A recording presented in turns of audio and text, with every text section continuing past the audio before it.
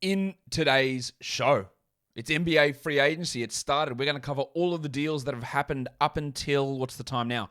9 p.m. Eastern on Thursday.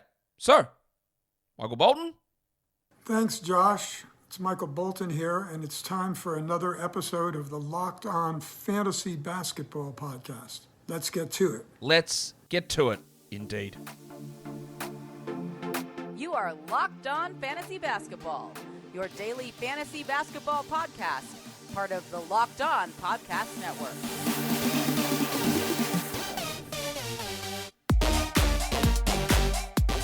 Hello and welcome to the Locked On Fantasy Basketball Podcast, brought to you by Basketball Monster. My name is Josh Lloyd and I am the lead fantasy analyst at basketballmonster.com and at Yahoo Sports Australia. And you can find me on Twitter, as always, at redrock_Beeble and on Instagram at Locked On Fantasy Basketball. Thank you for making Locked On Fantasy Basketball your first listen every day. We are free and we're available on all platforms. All right, so we are here. NBA free agency has started.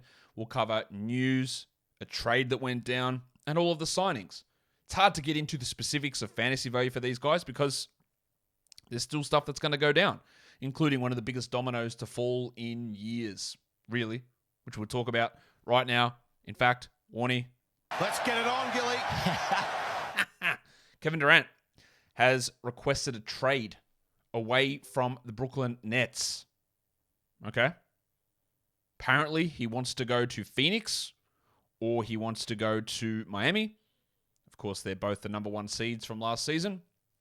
And what that would do is just a massive domino effect right across the league. It's probably holding up other trades that are going down. It changes the value of guys that might go back. Is it Kyle Lowry? Is it Mikal Bridges? Almost definitely. Would it be DeAndre Ayton sign and trade? Even some of the guys we're going to talk about today. Maybe he goes to a different team completely. And then does Kyrie get moved? And then does John Collins get moved? And then does, whoever. So many guys could move after this decision from Durant, who has requested this trade out of Brooklyn.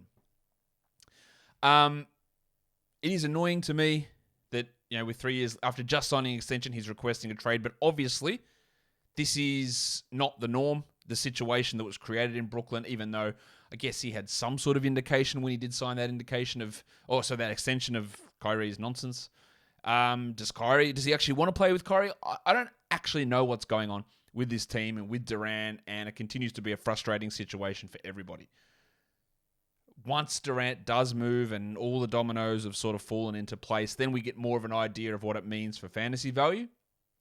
But it's going to hold up a lot of different things, I would expect, and the landscape of the NBA changes completely if Durant ends up going, if they convince him out of it. Who knows what's going to happen? I would expect that he's gone, but we just don't know, do we? There's a lot still to happen there with that one. The other big news that happened, there's two other big news happened that's not free agency related. Miles Bridges charged with felony domestic violence. The woman that he allegedly assaulted needed to go to hospital for treatment. I'm not sure that this actually impacts Miles Bridges and his free agency at all. It might not. But, it's pushing. If this is proven, and the hospital treatment and the fact that he turned himself in and the fact that it was a felony arrest, definitely pushes Miles Bridges into shit bloke territory. Let's see what happens with the process and all that sort of stuff. But it should just to be charged with that. And yes, let's wait and see, because we saw the Rashawn Holmes one, and that turned out to be just completely not true at all. So we'll see what happens. But it's leaning a little bit more not like that. So that's not great. Then the other one, which is not great for a completely different reason, is Jaren Jackson Jr. has a stress fracture in his foot. He's out 4 to 6 months. Let's just go 6 months on that. Maybe 7. We know the Grizzlies being cautious with injury timetables, with Jackson being completely, at least we've got a timetable of some sort here, completely opaque. Hey, Ja Morant's got a knee sprain. What does that mean? We're not going to tell you. When's he going to be back? I'm not going to tell you either. Jaren Jackson's knee, I hope he'll be back soon. Or maybe he won't be. We'll find out later. All right, so 6 months is 1st of January, really, for Jackson. So we wouldn't expect him back until some point in January. That's going to mean that it's going to be really hard to draft him. Guys coming into seasons with lower body injuries that put them out for significant periods of time are basically undraftable for me. And maybe you're taking with your last pick, but again, does that waste either a roster spot or an IL spot? It might get pushed back further. We'll get more information over the coming months, of course. But what it does do is it means that Brandon Clark is probably going to be the starter and going to be an excellent fantasy option, at least to begin the season. And that might extend and extend and extend. Because there's no Kyle Anderson, which we'll talk about later on, to fill in those minutes. And Kyle Anderson's the one who filled in for Jaren Jackson when he was out 2 years ago. He's not there anymore. And I don't think we're going to get David Roddy Piper moving into that position straight off. I have come here to chew bubblegum and kick ass. And I'm all out of bubblegum. All right. So let's, should we go on to some more news? Yeah, we probably should. All right, so there was actually a trade that went down today. Royce O'Neal, the Basmati man. Royce went to Brooklyn for I don't know why I've written 202 first-round pick. It's a 2023, first-round pick. And this trade news came down, it felt like 10 minutes before the Kevin Durant trade request came in. I wonder, did the Nets know about the trade request? Because this trade doesn't make a ton of sense. If you're getting rid of Kyrie, if you're getting rid of KD, what the hell does Royce O'Neal do for you? And at the cost of a first-round pick. It seems like, I don't know this, but it seems like they may have, that KD may have screwed him over here. That's possible. But they didn't do this, and he thought, I'm good. I'm going to be all right. I'm going to be playing. Oh, we'll get Royce in, help us on the wing. I'm out. See you later. Get me out of here. So, I don't know. Look, it's obviously not going to have a fantasy impact. O'Neal is a back-end guy, very best case scenario. I don't know what it does for Utah because their wing situation or their forward situation is rough as well. Obviously, Ingles isn't there. We'll talk about him later after he was traded last season.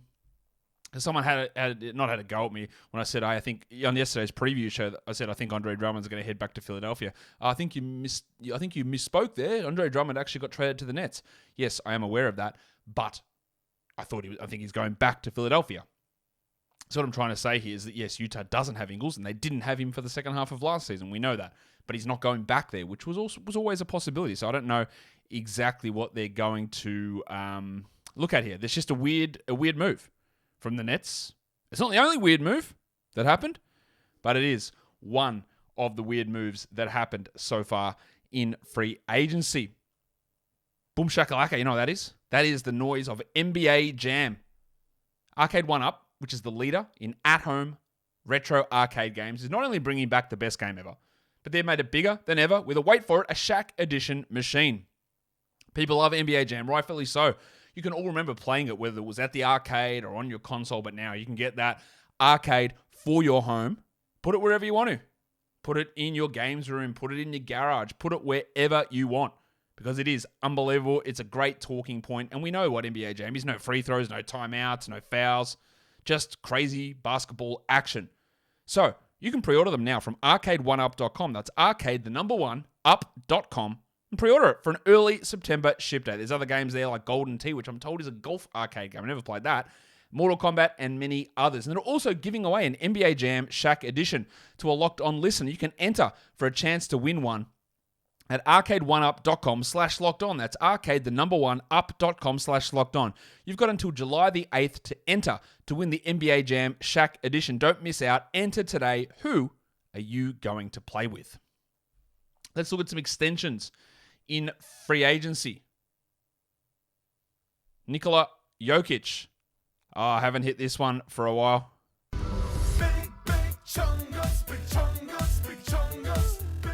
Nikola Jokic gets the extension, Supermax 5-year, $264 million deal. It's an absolute no-brainer of a deal. He's a back-to-back MVP. He'll be the number one pick in fantasy, almost 100%. Devin Booker gets a 4-year, $214 million contract extension. That's huge. It's $50 million a year. He probably deserves that as well. I like where he's at in terms of age profile for that deal. The other one, Bradley Beal, goes back to Washington on a 5-year, $251 million extension. I hate it. I actually hate it. Beal is solid as a player. He's pretty good. Under no circumstance, in no world, is he a $50 million player in 5 years' time, in 3 years' time, probably even now. I hate it. It's just the Wizards and Beal locking themselves into mediocrity for the next 5 years. This will turn into the next John Wall contract, Russell Westbrook contract. Most likely. Now, Beal isn't quite as old. He's not like 31 signing this. I think he's 28. But it's still a bad deal. Were they in a situation where they had to do it? Sort of. They should have traded him 2 years ago when there was a little bit of leverage still left there. And Beal has shown time and time again he has absolutely no appetite for making things better around himself or putting himself into a different situation. And while we can applaud loyalty and all that sort of stuff, having a contract of this size doesn't allow the team to get better around you. And I just don't think they'll ever win anything with this sort of deal going on here. Now, maybe, as we've seen in the NBA, that stars can work their way out of contracts. Is Beal that level of player? I don't think so. I just think it's going to look pretty ugly in the end, this contract for Beal. For fantasy-wise, he sort of sits the same as where he's been in the past. Yes, they do have Porzingis now. We'll see how those two work. I just think everything that they do is just pushing for mediocrity. And while Beal is very good, this is going to be bad, I think. If you're watching this on YouTube, do you disagree? Well, drop your comment below. Do you think this is a great deal for Beal? It's not to me. I just don't think it is good at all. And now, let's get in to the free agency news. What deals actually went down? Malik Monk. Most of these are in chronological order. I've moved them around a little bit. Malik Monk, 2 years to Sacramento. $19 million. $19 million. Sorry.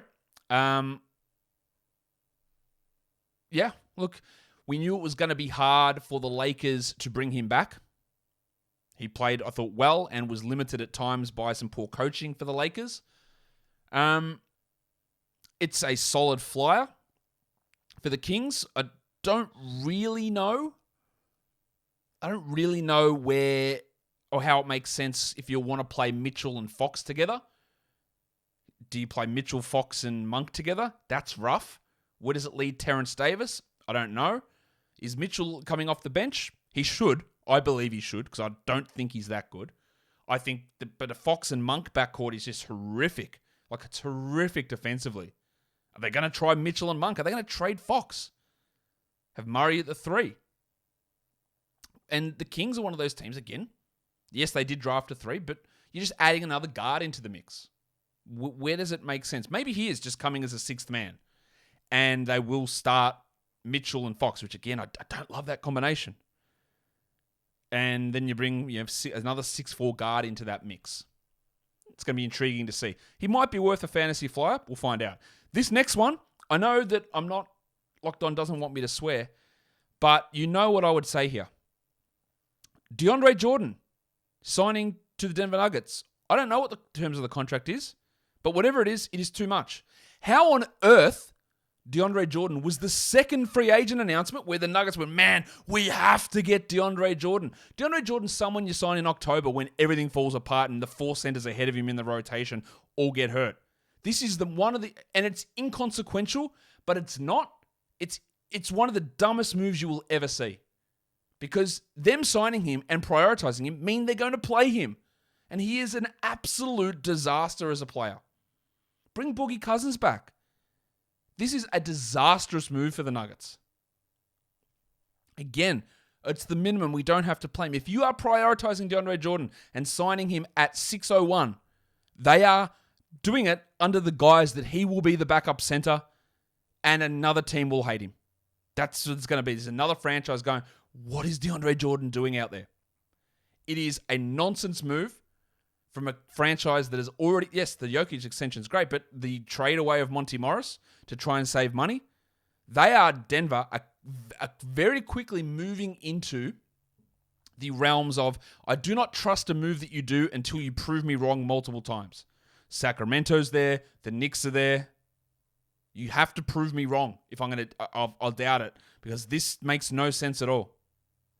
Speaking of the Knicks, they did eventually confirm that Jalen Brunson signed for 4 years, $104 million with a player option.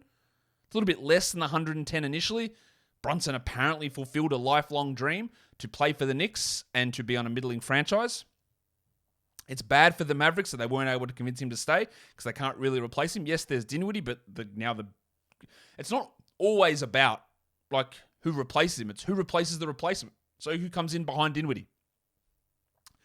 I'll talk about the Mavs a bit in a second as well. They're a bit confusing. Brunson, 4 years, 104. People think this is this gigantic fantasy boon for him. I'm not as sure. He goes from the guy who was probably the number 2 guy in Dallas to maybe the number 3 guy in New York, behind Randall and behind Barrett. I don't think Jalen Brunson comes in and goes, all right, boys, Jalen Brunson's here. RJ, settle down. Julius, I know you love a spin move. I know you love having the ball, but it's my show now. Is that how it's going to work? I highly doubt it. I know Luka had a huge usage, but Brunson was the second guy there. It wasn't Bullock. It wasn't Finney Smith. It wasn't Dwight Powell. Brunson was the second guy there. Now, he's the third. Most likely the third. And then there's also Evan Fournier next to him. Where does he fit? So I don't think it's as home run of an absolute knockout. Wow, what a great spot. He's going to get to run the show. Yeah, but maybe not. We'll see. Massive risk of overdrafting, I think. They also bring in Isaiah Hartenstein. I like Isaiah Hartenstein a lot. 2 years, $16 million is good. He's probably worth a little bit more than that. But they're bringing him in to be Mitchell Robinson's backup. And I could make the argument that he's a better player than Mitchell Robinson. Mitchell Robinson's a better rim protector. But I do really... What this does a couple of things is that I worry where Hartenstein's value goes because centers under Tom Thibodeau, they just do nothing, don't touch the ball, and he's just not going to have much of an opportunity. He probably won't play more than 20 minutes a night. But what it also does is that we saw a little bit at the end of last season Obi Toppin start to step up and Randall and Toppin lineups, and Toppin in those lineups made sense. The team looked better. And now it's Randall, and it's probably Robinson, who's not back yet. And it's Hartenstein. So I don't really know how we're clearing any minutes here for Toppin. So that's a little iffy. I do like Hartenstein, though. Victor Oladipo goes back to Miami, 1 year, $11 million. I mean, sure, he was okay, but I really don't think he's going to be a fantasy option. I think, again, he's hoping to rebuild his value. I just don't think that's going to happen. Yes, Max Strus and Duncan Robinson haven't got an absolute lock on the shooting guard position, but is Oladipo your answer there? I really don't think so. But it's not bad. PJ Tucker, 3 years, $33 million. Maybe he pushes them to a title this year. That's possible. He fills in that gap. And this also, when everyone's been really pumping up DeAnthony Melton, you know what this means? Harden, Maxey, Harris, Tucker, Embiid. You know what it means? DeAnthony Melton plays 23 minutes coming off the bench. That's what this means. So again, before he's going to be 30 a night at least. He's going to start next to Maxey and Harden. Unless they're dumping Tobias Harris, or they're benching Tobias Harris, or they're not starting PJ Tucker, then that's just not going to happen for Melton. This is fine. Tucker was okay. He did lose a bit last season, I thought. But this is paying him until he's going to be 40. And $10 million for PJ Tucker at age 40, I'm not sure about that one. But maybe that's what you had to give him to get him here for at least this season and go for it there, and then you'll deal with it afterwards. They also brought in 2 other deals, which are interesting. Daniel House Jr., 2 years, $8.5 million. It's not huge. I've actually written as $8.5, which would be a bargain, but $8.5 million for Daniel House. Another guy that plays the backup 3. Some of those minutes for Melton, maybe not there, but we'll see what happens with Matisse Thybulle in the end. House won't be a fantasy option. They also brought in Trevelyan Queen, who G League MVP last season. He is older. He's like 25. But he's not a bad player. It's good to have somebody to have a crack at and just see what happens. Can he beat out Jaden Springer or Shake Milton for that 3rd guard or 4th guard role? What do they do with Furkan Korkmaz? He's an interesting guy to bring in and I guess sort of see what he can do. Not someone I'm completely discounting. He's not that he's going to have a big role at all, but he's absolutely someone to just watch and just see how he goes because he's interesting as a player. BetOnline.net is also really interesting. It's your number 1 source for all of your betting needs and sports info for all of the latest sports developments, league reviews and news, including Major League Baseball, golf, and NFL futures. BetOnline is your continued source for all of your sports wagering information, including live betting, esports, and more. As I said the other day, you can go on to BetOnline and every game of the NFL season is there. If you want to have a look at the odds for the Giants and the Packers on October the 9th, you can see them. The Packers are 8-point favorites. Some crazy stuff. The Patriots and the Browns on the 16th of October. The Patriots are 2-point favorites on the road. You can go and have a look at all of these odds. They're already up at betonline.net. It's the fastest and easiest way to check in on all of your favorite sports and events, including MMA, boxing, and golf as well. So head to the website today or use your mobile device to learn more about the trends in the action. BetOnline is where the game starts. More free agency news. Probably should have put this one in the extension pile, and that is Anthony Simons, 4 years, $100 million. We saw Simons put up good numbers towards the end of last season. I'd temper my expectations somewhat because Jeremy Grant's going to come in and maybe take some shots, but also he's going to play a full season with Damian Lillard, and that didn't happen. And the Lillard-Simons backcourt, we don't know how that's going to go. Simons will not have the ball in his hands, orchestrating the offense the way that he did when Lillard was there. He'll have it at some point as the backup and they stagger them, but he won't have that same opportunity that happened at times last season, towards the end of the year especially. Be aware of that. But this was always likely at $20, $22, $23 million was what I expected for Simons. He gets 25 a year. Totally fine. He worked his way into that. Bob Portis comes back to Milwaukee, 4 years, $49 million. It seems a lot. It does seem a lot for Bobby Portis. He filled in nicely for Brook Lopez. But this is backup center money. I assume they expect that he becomes a full-time starter, I guess, in a couple of years when Lopez is done or not effective or moving into a backup role. I don't think Portis is going to want to be a fantasy draftable player. They also brought in Joe Ingles on a 1-year, $6.5 million contract. He won't be ready to start the season, would be my guess, but December, January, you look at for Ingles, and not that he's going to have standard or even 14-team league fantasy value. He will be really useful for them.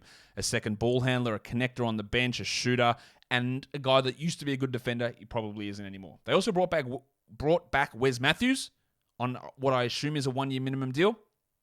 They also brought back Javon Carter on a 2-year deal, which I assume is for the minimum, but we didn't hear what those numbers were for Javon Carter at this point. They're not fantasy relevant players. I don't really think Carter was worthy of this, but they're just bringing extra guys back and getting good depth pieces in. This one was confusing a little bit to me. 1, 2, 3, 4, 5. Mo Bamba goes back to the Magic on a 2-year, $21 million deal. He will be the backup behind Wendell Carter Jr. I don't think we'll get many of those Carter-Bumba minutes together with Banchero there now.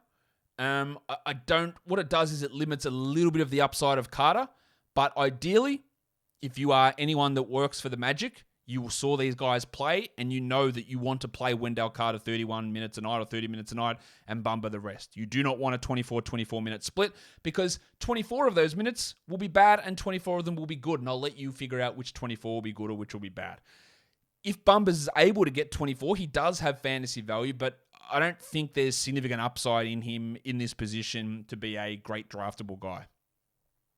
Nico Batum goes back to the Clippers, 2 years, $22 million. With Kawhi, Paul George, Marcus Morris, Norman Powell. I don't think there's any need to consider him a fantasy option. He's just going to be a solid. They are so deep, this team. Now, they are in a situation where they only have one center, and it's Ivica Zubac. Do they put Diabete into that? They just draft in the second round? Probably not. Or do they just go, we're going small? Covington's the other one. Covington is our backup center. Marcus Morris is our backup center. Maybe that's what they're going to do now, and just play wings all the time. Tyus Jones is back to Memphis, 2 years, $30 million. We know that he becomes an elite if you're in a draft-only format or a weekly format with extended benches. He's an elite stash because Morant gets hurt, and then he jumps in and he has 2-3 weeks of value, then he drops off again. So that's where he has value in those best ball type formats. Damian Jones goes to the Lakers. Damian Jones, I thought, was improved a lot last season. I thought he was really solid. Now, are the Lakers going to make the mistake again and play Anthony Davis at the 4? If so, Jones will start and he'll be useful. If they have any level of common sense, Anthony Davis will start at the 5 and Jones will be a backup center that when Davis gets hurt, not if, probably when, then Jones becomes valuable there. But it's a good piece of business for them. Amir Coffey goes to the Clippers, 3 years, $11 million. Again, the opportunities just aren't really going to be there with Wall, Jackson, Powell, Covington, Leonard, George, Morris, Batum. All these guys will miss time, but Coffey's not a man. Another one. Coffey's not going to have the same opportunities he had last year. Chris Boucher goes back to Toronto. 3 years, $35.2 million. I know a lot of people hate this, but for different reasons that I do. Like, man, why would Chris Boucher go back there? It's the worst situation. Nick Nurse hates him. He's just not going to get an opportunity. This is an overpay for me for Chris Boucher. I think he's extraordinarily overrated as a player. He's also 30 years of age, but I do not, and I know that while I say about the Kings and the Knicks I'm not giving them the benefit of the doubt at all until they prove it to me. The general consensus is just trust Masai. But I don't know what the Raptors are doing because they also brought back Thad Young, 2 years, $16 million. So not only do they have Precious Achiuwa and Kem Birch and Chris Boucher and Thad Young, and they drafted Christian Koloko, they still don't have any guards. It's Fred VanVleet and Gary Trent and Malachi Flynn. The problem with this team is they had no guards last season. And while they didn't have centers, now they've got, again, 5 who aren't very good centers. And when your bench is going to consist, because you're going to start VanVleet, Trent, Barnes, Anunoby, and Siakam, unless OG is moved, that's where you're going to be starters. You're going to have what? Achiuwa, Birch, Boucher, Young, and Koloko all coming off the bench. It doesn't make a ton of sense. There's a lot that still has to happen. Probably, maybe you're moving Anunoby and Siakam's back to the 4 and one of these guys starts. It doesn't make sense to me at all, really. If someone could explain it to me, and I know there'll be Raptors fans here who try to do that and, you know what you're doing, you got to trust me. So, this sort of roster construction is not ideal to me. If you're going to go all wings, get some wings who can come off the bench. Get some guards who can come off the bench. Not 5 centers. That's weird to me. Lou Dort heads to OKC, 5 years, $87.5 million. Now, Lou Dort was underpaid the last 2 years, but this, I think, is a significant overpay. Lou Dort is fine, who had to have extended usage on a bad OKC team and saw his defensive abilities drop off or his defensive focus drop off. He's fine, but should he be worth whatever this is, $14 million a year? Actually, it's more than 14. What am I trying to say? It's like $17 million a year. Yeah, that's right, isn't it? Yeah, $17 million a year. Is Lou Dort worth that? Absolutely not, in my opinion. And the 5 years is a long time. Dort hovers around back-end fantasy value, but again, with Jalen Williams, the missile, you got Giddey, you got Chet, you got Shea, the Pig Williams as well in the mix, and Trey Mann stepping up. Is Dort ever going to be better than he was the last couple of years? And I'm not sure that makes him a great fantasy asset. He's not a good fantasy player to begin with. I think this might be too high. Davon Reed, who the Nuggets, for some reason, unknown to me, refused to convert from a two-way guy last season so he could play in the playoffs. They've decided to bring him back on a 2-year deal. With KCP in the mix, he's probably not going to play a huge amount, but maybe he gets minutes over Christian Brown initially. He's okay as a depth piece. I don't understand this one either.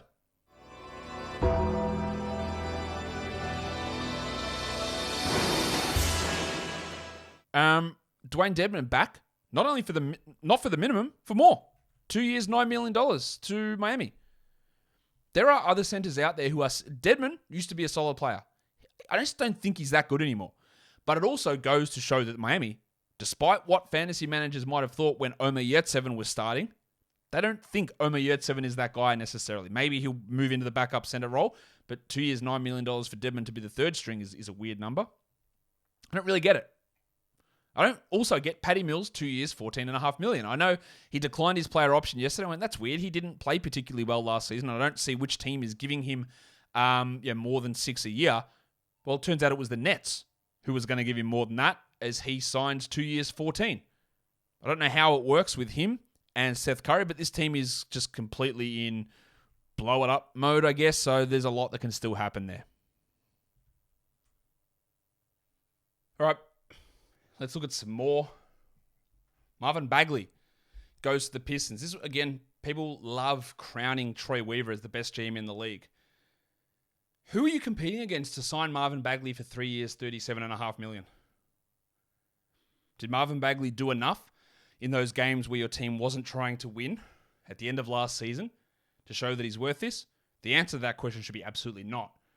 But are they going to start They are, aren't they? They're going to start Bay at the 3, Bagley at the 4, and then Dwayne Casey will be trying to start Olynyk or Stewart over Duran or whatever they're trying to do. The team doesn't make sense still. And utilizing your cap space, not only for this season, but cutting into next season as well to bring Marvin Bagley back, I just do not get it. Who were you competing against to sign Marvin Bagley to this deal? Where else was he getting $13 million? Nothing that he has done has proven that he is worth anywhere near this number.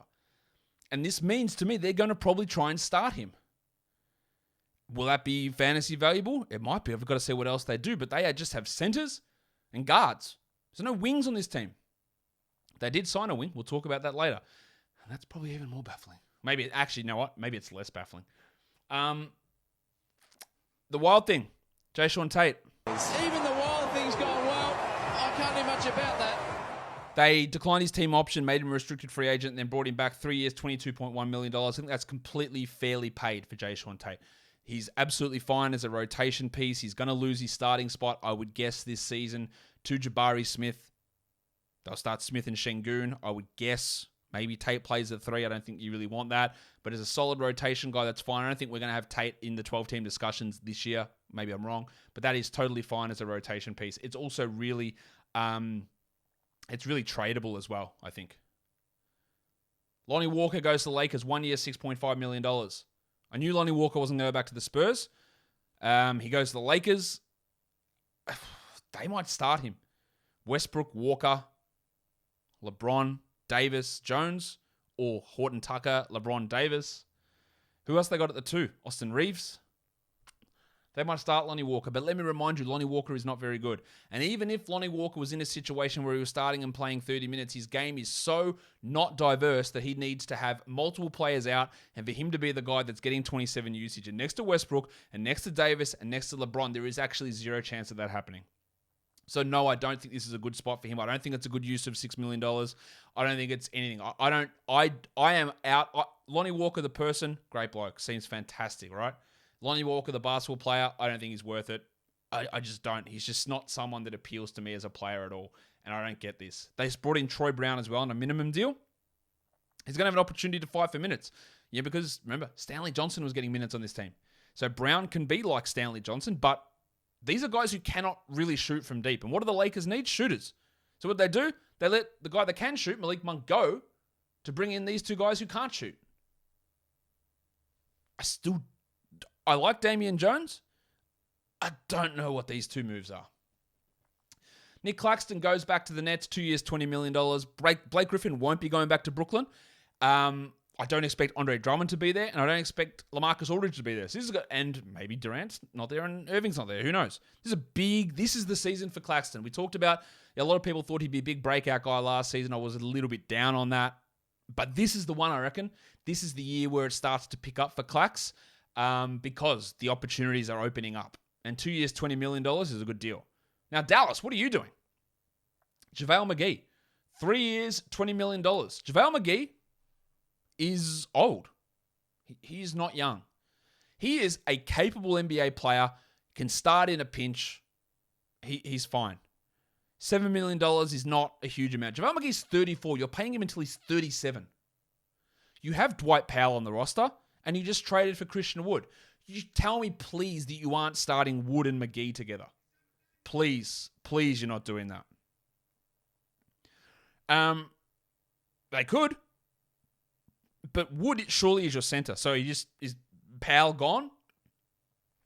Is this how you're replacing Brunson, Doncic, Dinwiddie, Bullock, Finney-Smith, Wood, and then what's the point of McGee at this salary? Why you've got Powell there? More stuff can still happen, but at the moment, it seems weird. Juan Toscano Anderson goes to the Lakers. Guess what? He also can't really shoot. He's a solid player. He'll fit into their rotation, probably better than Stanley Johnson, probably better than Troy Brown, although he's not a great upside guy. But he might be a rotation guy. If you want to add it to moves that I don't understand, why is Anthony Gill back in Washington? Anthony Gill's been in Washington for 2 years. Has anyone ever seen Anthony Gill play? Apparently he's a good locker room guy. That's great. He's like, how old is he before I spout off and tell you the wrong age? I think he's like 29 already. He's had 2 years in the NBA. He's done nothing with those. Yeah, he's going to be 30 in a couple of months. And you bring him back for 2 years. It might be at the minimum, but why? What's the point of this? And the last 4 deals we're going to talk about today. Gary Harris. Yes, Gary Harris. Nice, Gary! Back to Orlando, 2 years, $26 million. It's a perfect tradable contract. Look for Gary Harris to be dealt at the deadline with 1.5 years left on his deal at a great salary. He really rehabilitated his value last season. But again, Anthony, Fultz, Suggs, Gaz Harris, RJ Hampton, complete afterthought. Where does Harris play? Terrence Ross, where does he play? What's going on in this backcourt? Again, Anthony, Suggs, Fultz, Harris, Ross, Hampton. Again, Hampton, forget about. But where's he playing? Where are the minutes coming from? Because he will get some minutes, but who loses out there? A lot of confusion still with the Magic. Kevin Knox goes to Detroit. Who, Troy Weaver, are you bidding against for Kevin Knox? Now, 2 years, $6 million is not a lot. Is the second year non-guaranteed? Why is he not getting minimum contracts? Because he has not shown anything as an NBA player. Now, I get... One thing I'll say about this in comparison to the Bagley deal is I get it, right? He's young. He plays a wing, position of need for every team, but especially the Pistons. He plays that, and he's young, and maybe something can happen. And if you've got him for 2 years, $6 million, there's a little bit of team control. There's more of that ability to get him to re-sign if it works out later on with bird rights, or if you give him for 1 year and he blows up at the minimum, you can't really re-sign him. So I get the 2 year part of it. I get that it's not much. But again, who are you competing against? I'd like to know if there's any sort of non-guarantee or team option on the second half of that. But it's probably a better bet than the Marvin Bagley deal just because of positional scarcity and the fact that it's $6 million versus $37 million. And yes, Bagley has done more over his career than Kevin Knox. That's not saying really anything at all, but he has done more. This one I love. Kyle Anderson going to the Minnesota Timberwolves, 2 years, $18 million. I don't think that Anderson's going to be a fantasy relevant player, but it does hurt Jaden McDaniels and it does hurt Jared Vanderbilt. Because Anderson is probably probably almost definitely a better fit next to Towns than those guys. Could he play at the 3? But you got Beverly and Russell and Edwards. You probably want to start those 3 guys still. But if you move down to it and just we're going to go Russell, Edwards, Anderson at the 3, I don't really think that's his best spot at this point. But value-wise, it's there. It just does hurt the potential upside of McDaniels and Vanderbilt. Having an extra body makes them better as a team, but it hurts the overall fantasy value. Well, Delon Wright goes to the Wizards, 2 years, $16 million. I love it. I like Delon Wright as a player. This is strong value from Washington. Washington's another team where they make a move, and they need to prove to me that it's not a bad move at this point where they are. But this one, I do like. 2 years, $16 million. Backing up Monty Morris, I would guess. Backing up Bradley Beal. It puts a bit of a wrench into where Cobra Kai Johnny Davis's minutes are going to come from. He won't be fantasy relevant this year. Wright probably won't be either, but he's a guy that whenever you need him to take on a larger role, he does well in it. I think he's an underrated player who you have to put into the right situation, and I do think this one makes quite a bit of sense. Now, before I get out of here, I'm just going to check if any more deals have gone down. They have not, so we're good. I'll be back tomorrow to go through whatever else has happened across free agency. But let me know, what was the best deal of the day? What was the worst deal of the day? Let me know your thoughts on Kevin Durant. Drop that all down below in the comments and follow this podcast on Apple Podcasts, Google Podcasts, Stitcher, Spotify, and on the Odyssey app. If you are here on YouTube, thumb it up and leave your comments down below, guys. We are done here. Thank you so much for listening, everyone. See ya.